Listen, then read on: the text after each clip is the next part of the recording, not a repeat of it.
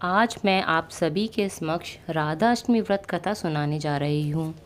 राधा अष्टमी का व्रत रखने से सब प्रकार की परेशानियाँ दूर होती है और इस व्रत को रखने वालों पर भगवान कृष्ण की विशेष कृपा होती है और उनकी धन की कमी दूर हो जाती है।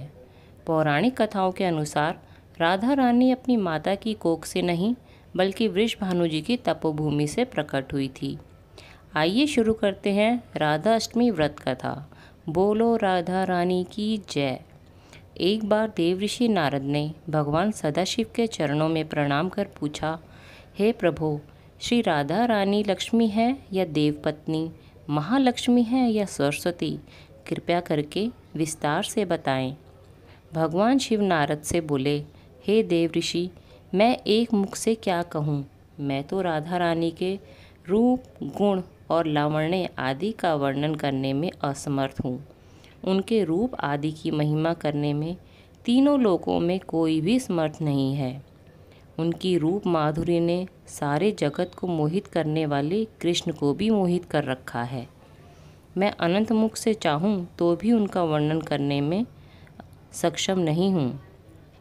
तब नारद जी बोले, श्री राधा के जन्म का महात्म्य सबसे श्रेष्ठ है, मैं उसे सुनना चाहता हूँ। कृपया कर श्री राधा व्रत के विषय में मुझे बताएं। श्री राधा रानी का ध्यान कैसे किया जाता है, उनकी पूजा का क्या विधान है? तब शिव जी बोले, श्री राधा रानी श्री कृष्ण के साथ गोलोक में निवास करती है। एक बार वह गोलोक से कहीं बाहर गई थी। तभी भगवान श्री कृष्ण विरजा नामक सखी के साथ विहार कर रहे थे। जब राधा ने यह देखा तो क्रोधित हो गई और विरजा का अपमान कर दिया। इससे दुखी होकर विरजा नदी बनकर बहने लगी। राधा के व्यवहार पर श्री कृष्ण के मित्र सुदामा को गुस्सा आ गया। वह राधा से नाराज हो गए। सुदामा के इस तरह के व्यवहार को देखकर राधा नाराज हो गई और उन्होंने सुदामा को दानव रूप में जन्म लेने का शाप दिया। इसके बाद सुदामा ने भी राधा को मनुष्य योनि में जन्म लेने का श्राप दे दिया। राधा के श्राप की वजह से सुदामा शंखचूड़ दानव बना और आगे चलकर विष्णु का परम भक्त बना। दूसरी तरफ राधा रानी ने पृथ्वी पर वृषभानु के घर पुत्री के रूप में जन्म लिया। राधा रानी का जन्म वृषभानु के घर तो हुआ, लेकिन उनकी पत्नी देवी कीर्ति के गर्भ से नहीं। दरअसल जिस समय राधा मैया और सुदामा ने एक दूसरे को शाप दिया था, तभी भगवान श्री कृष्ण ने कहा था कि राधा, आपको वृषभानु और देवी कीर्ति की पुत्री बनकर पृथ्वी पर रहना होगा। मनुष्य के अवतार में आपका एक वैश्य से विवाह होगा, वो मेरे अंशावतारों में से एक होगा। इस तरह आप पृथ्वी पर भी मेरी ही बनकर रहेंगी, परंतु हम दोनों को बिछड़ने का दुख सहना होगा। इसके बाद कृष्ण भगवान ने राधा रानी को मनुष्य योनि के रूप में जन्म लेने की तैयारी करने के लिए कहा। संसार के सामने वृषभानु की पत्नी गर्भवती हुई।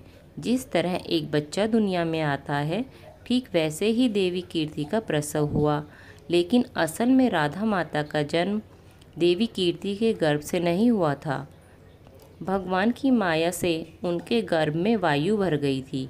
देवी कीर्ति ने उसी वायु को जन्म दिया। जिस दौरान उन्हें प्रसव पीड़ा हो रही थी, उसी दौरान वहाँ बहुत तेज रोशनी हुई और सबकी आंखें बंद हो गई और तब राधा रानी कन्या के रूप में प्रकट हो गई। वृषभानु और उनकी पत्नी कीर्ति ने राधा जी का लालन पालन बड़े ही प्यार से किया। पुराणों के अनुसार राधा रानी माँ लक्ष्मी की अवतार थी। जब श्री कृष्ण भगवान ने द्वापर युग में जन्म लिया तो देवी लक्ष्मी भी राधा के रूप में धरती पर प्रकट हुई। राधा श्री कृष्ण भगवान से उम्र में बड़ी थी, लेकिन उनके जीवन का सबसे अच्छा समय श्री कृष्ण भगवान के सानिध्य में बीता। वेदों और पुराणों में राधा रानी को कृष्ण वल्लभा कहा गया है।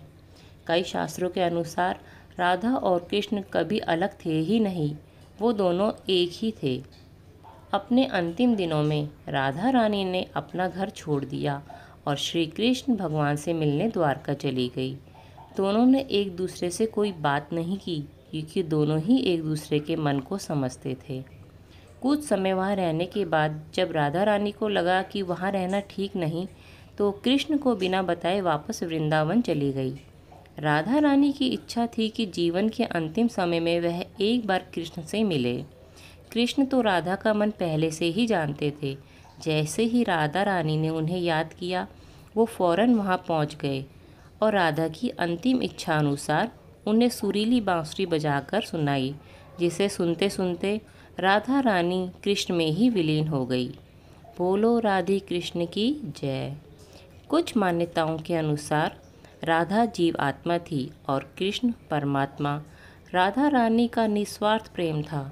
राधा रानी अपना सब कुछ भगवान कृष्ण पर न्यौछावर कर दिया था, यानी वह एक हो गए थे। ऐसा मिलन तो विवाह से भी ऊपर माना गया है। तीनों लोकों में राधा नाम की स्तुति सुनकर एक बार देवऋषि नारद जी चिंतित हो गए। अपनी इसी समस्या के समाधान के लिए वह भगवान कृष्ण के पास पहुँचे। तब उन्होंने देखा कृष्ण भगवान सिर दर्द से करा रहे हैं। तब नारद जी ने पूछा, भगवान क्या इस दर्द का कोई उपचार नहीं? तब श्री कृष्ण ने कहा, यदि मेरा कोई भक्त अपना चरणोदक मुझे पिला दे तो यह दर्द शांत हो सकता है। यदि रुक्मणी अपना चरणोदक पिला दे तो शायद लाभ हो सकता है। तब नारद जी ने सोचा, भक्त का चरणोदक भगवान के मुख में? किंतु भगवान की आज्ञा अनुसार वह रुक्मणी जी के पास जाकर बोले कि भगवान के सर में पीड़ा हो रही है, उन्हें आपके चरणोदक की आवश्यकता है। तब रुक्मणी जी ने कहा, नहीं नहीं, मैं ये पाप नहीं कर सकती। तब नारद जी ने भगवान के पास जाकर रुक्मणी जी की असहमति उनके सामने रख दी। तब कृष्ण भगवान ने उन्हें राधा रानी के पास भेजा। जब राधा रानी को पता चला कि श्री कृष्ण के सर में पीड़ा हो रही है, तो उन्होंने तुरंत ही एक पात्र में पानी लिया, उसमें अपने चरण डाले, फिर नारद जी से कहा, इसे तुरंत ही कृष्ण के पास ले जाइए।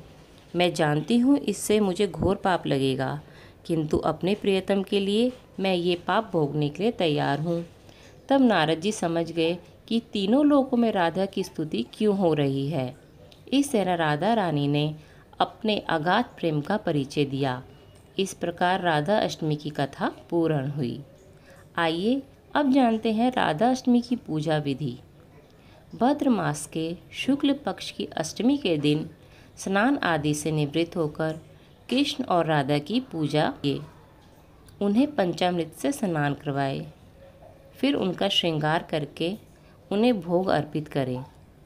उसके बाद धूप दीप फल फूल इत्यादि अर्पित करें। फिर भगवान श्री कृष्ण और राधा रानी का ध्यान करें कि हे राधा, आप श्री कृष्ण भगवान के प्राण और उनकी अधिष्ठात्री देवी हैं। आप ही कृष्ण की प्रेममयी शक्ति और शोभा है।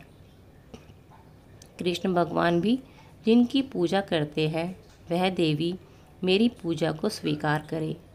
हे राधा रानी, मुझे कृष्ण भक्ति प्रदान करे, मेरा नमन स्वीकार करे। देवी मेरा मंगल करे। हे दीन बंधो दीनेश, सभी ईश्वरों के ईश्वर मेरा नमन स्वीकार करें। आप गोपियों के ईश्वर और प्राणनाथ हैं तथा श्री राधा रानी आपकी प्राण है। हे प्रभु, मेरी स्तुति स्वीकार करें। आपको मेरा बारंबार नमस्कार है। उसके बाद राधा अष्टमी की व्रत कथा पढ़े अथवा सुने। कृष्ण भगवान और राधा रानी की आरती करें। इस प्रकार राधा अष्टमी व्रत और कथा संपन्न हुई। यदि आपको वीडियो पसंद आए तो चैनल को सब्सक्राइब करें और वीडियो को लाइक करना ना भूलें। जय श्री कृष्ण वल्लभा। राधे राधे।